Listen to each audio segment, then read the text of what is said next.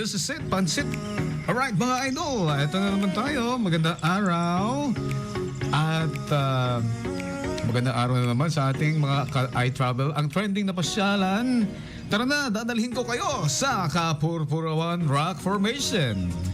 Ang Kapurpurawan Rock Formation ay isang puting limestone rock formation na hinubog ng hangin at alon sa loob ng libu-libong taon. Ang salitang Kapurpurawan ay galing sa Ilocano na ang ibig sabihin ay kaputian dahil sa sobrang puti ng bato at parang marble.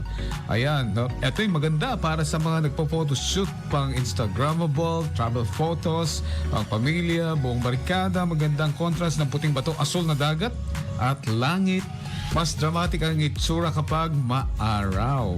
Ayan, ito yung nature viewing. Ramdam ang malakas na hangin. Kita ang hampas ng alon sa mga bato. Relaxing kahit minsan walang signal.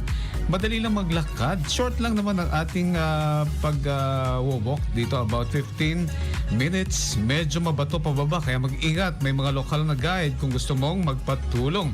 At huwag mo kakalimutan na bawal at umakyat o tumapak sa rock formation at bawal mag-ukit ng kung ano-ano man o kumuha ng bato at mag-ingat sa malakas na alon at sumunod sa mga guide at signage.